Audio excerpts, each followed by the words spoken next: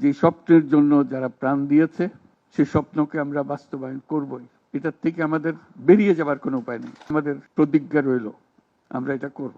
আমরা নতুন বাংলাদেশের অফিস এটা করেছি। নতুন বাংলাদেশ গড়ার জন্য আমরা এখানে এসেছি।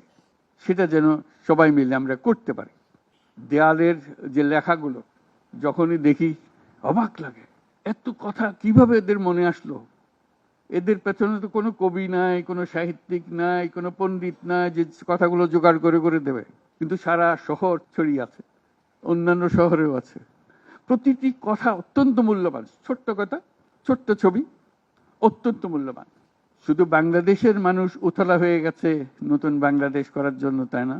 আমাদের যত বাংলাদেশি সারা দুনিয়া জুড়ে আছে, তোমরা একটু আগে বলেছো তাদের কথা, তারা সবাই বলছে যে আমরা আসতে চাই, আমরা এই নতুন স্বপ্ন বাস্তবায়নে শরিক হতে চাই। কাজে তারা, তোমরা যে ঢেউ উঠিয়েছ শুধু এখানকার মনে না, সারা দুনিয়ার বাংলাদেশিদের মনে এই ঢেউ উঠিয়েছ, তারাও যোগ দিতে চায়। যারা বাংলাদেশি নয়, অন্যান্য দেশের তরুণরা, তারা বলছে আমরাও দেখতে চাই, কারণ আমাদের দেশেও এরকম দরকার।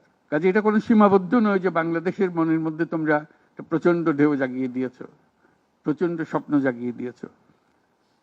তোমরা সারা পৃথিবীর তরুণকে জাগিয়ে দিয়েছ যে এই তরুণদের হাতেই সৃষ্টি হবে নতুন পৃথিবী।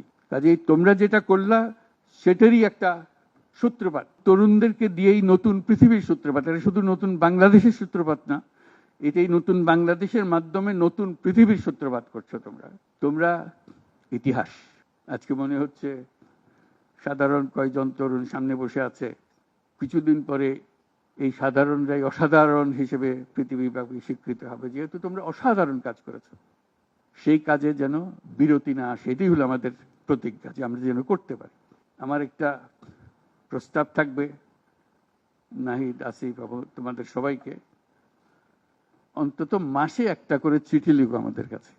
শুধু স্মরণ করিয়ে দেওয়ার জন্য এটা বাকি রয়ে গেল, এটা ঠিক হলো না। কারণ আমরা হয়তো অনেক সময় মাথার থেকে ছুটে যাবে, যেহেতু তোমরা যেভাবে দেখে এসছো আমরা সেভাবে দেখতে জানি না। সেই জানানটা দেওয়ার জন্য আমাদেরকে গুঁতো দিতে হবে, স্মরণ করিয়ে দিতে হবে, যাতে করে আমরা এটার থেকে বিচ্যুত হয়ে যেতে না পারি। এটা তোমাদের দায়িত্ব, কারণ যে পথে রওনা করে দিয়েছ সেটার রূপরেখা তোমাদের কাছে পরিষ্কার।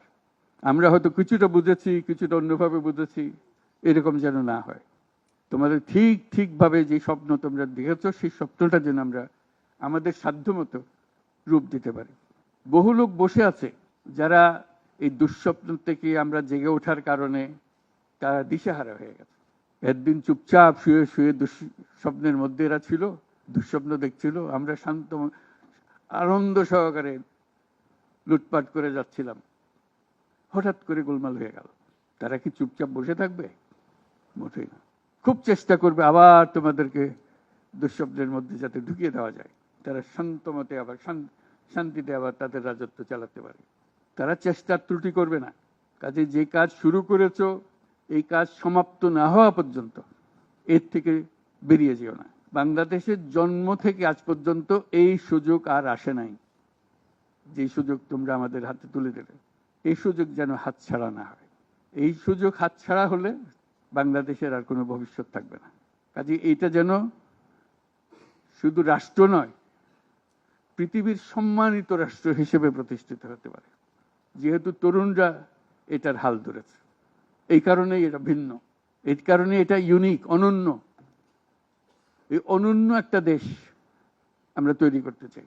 তোমাদের চিন্তায় স্বচ্ছ, তোমাদের চিন্তায় সঠিক, এটা মুঠো থেকে ছাড়বে না, হাত থেকে ছাড়বে না, এবং আমাদেরকে স্মরণ করিয়ে দেবে যদি আমরা এটার এই স্বপ্নের থেকে দূরে সরার কোনো কাজ করে ফেলি।